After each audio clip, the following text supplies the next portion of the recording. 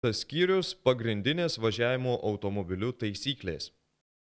Yra daug taisyklių – lenkimo, sustojimo, sukimo ir daug kitų, kurias reikia žinoti ir jų laikytis tiek dėl savo, tiek dėl kitų eismo dalyvių saugumo. Kai kuriuose eismo taisyklėse kalbama, kaip eismo dalyvis turi elgtis.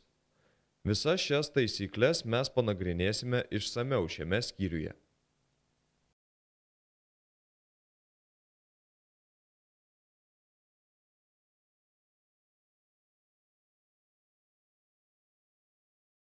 Kelių eismo taisyklės galioja visuose keliuose ir gatvėse.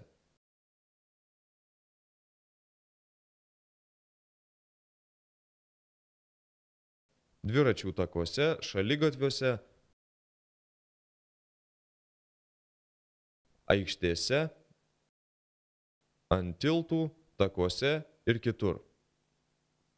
Kelių eismo taisyklės galioja tiek valstybiniuose, tiek privačiuose keliuose bei gatvėse. Tačiau yra ir išimčių. Mokymo aikštelėse bei kai kuriuose kitose uždarytose teritorijose negalioja kai kurios kelių eismo taisyklės.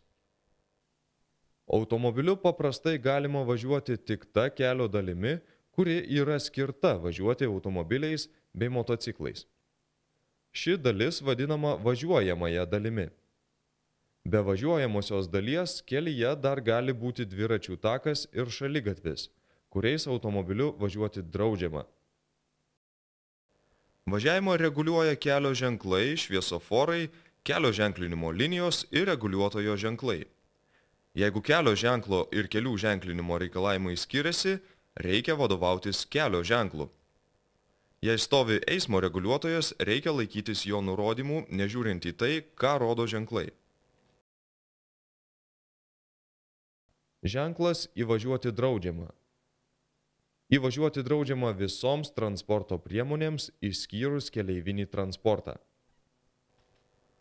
Baltas ženklas su raudonu apvadu draudžia transporto priemonių eismą, išskyrus maršrutinį transportą ir skiriamuoju ženklu neįgalusis, pažymėtas transporto priemonės. Ženklas iš kelių dalių nurodo, kam važiuoti draudžiama. Pagrindinė eismo taisyklė skamba taip. Eismo dalyviai turi elgtis taip, kad nesudarytų grėsmės eismui, netrukdytų jo, nekeltų nepatogumų kitiems eismo dalyviams ir nepadarytų žalos.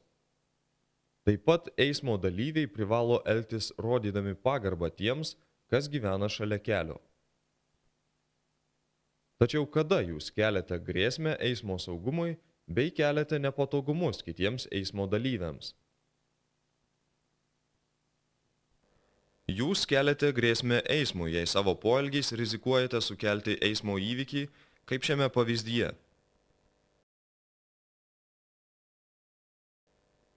O taip pat šiame pavyzdyje. Jūs keliate nepatogumą kitiems eismo dalyviams, jei verčiate kitus atlikti tai, ko jie nebūtų darę.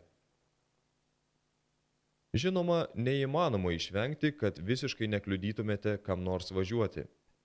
Kai eismas intensyvus, visos kitos transporto priemonės užstoja jums kelią, o jūs užstojate kelią joms. Taisyklėse numatyta, kad nors ir sudarius nedidelius nepatogumus kitiems, galima atlikti tam tikrus būtinus vairavimo manevrus kelyje. Tokie nepatogumai sudaromi persirikiuojant į kitą eismo juostą, sustojant ir pajudant nuo kelkraščio. Taisyklės numato, kad reikia kreipti ypatingą dėmesį į vaikus, eismo patrulius esančius kartu su vaikų kolonomis, neįgalius ir vyresnio amžiaus žmonės.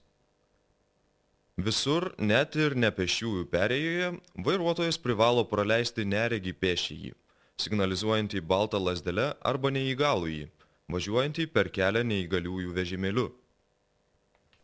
Iškilus pavojingai situacijai galima pamirksėti priekiniais žibintais arba signalizuoti garso signalu.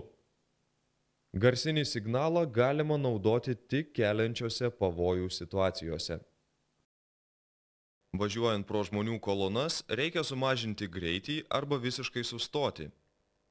Išgirdus važiuojantį automobilį su sirena ir mirksinčiomis šviesomis, Kiti eismo dalyviai privalo duoti kelią specialiosioms su įjungtais mėlynais ir raudonais arba tik mėlynais žybčiojančiais švyturėliais ir specialiais garso signalais artėjančioms ir jų lydimomis transporto priemonėmis. Keliuose, kur eismui abiem kryptimis yra nedaugiau kaip 4 eismo juostos, jie privalo sustoti dešiniajame kelkraštyje.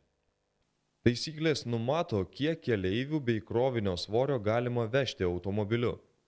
Krovinys neturi įsikišti už transporto priemonės šoninių gabaritų, būti nedaugiau kaip 4 metrų aukščio ir neįsikišti daugiau kaip 2 metrus už galinių gabaritų, nes tada reikia kelių policijos leidimo važiuoti keliu, o leistinas svoris yra nurodytas automobilio registracijos pažymėjime. Keleiviai arba krovinys neturi riboti matomumo bei prieimo prie valdymo įrangos. Keleiviai turi sėdėti taip, kad nekeltų pavojaus sau bei kitiems. Jei vežamas įsikišantis už automobilio korpuso krovinys, jis turi neuždengti šviesų ir posūkio šviesų. Taip pat ir numerio. Jis neturi kelti triukšmo ir vilkti žeme. Jei krovinys įsikiša į priekį ar į galą daugiau kaip 1 metrą, jis turi būti pažymėtas ženklu su baltomis, raudonomis juostomis. Važiuojant tamsoje, krovinį reikia pažymėti baltą šviesą priekyje bei raudoną šviesą gale. Ir oranžiniai žibintai iš šono. Šie žibintai turi būti gerai matomi. Galima važiuoti su priekaba arba prikabinamu kempingu, jei jie atitinka normatyvus. Tačiau galima važiuoti tik su viena priekaba. Automobiliu draudžiama traukti roges, slidininkus ar žmonės ant ratukinių pačiūžų. Jei atsitinka vienoks ar kitoks eismo įvykis, yra nustatytos pareigos.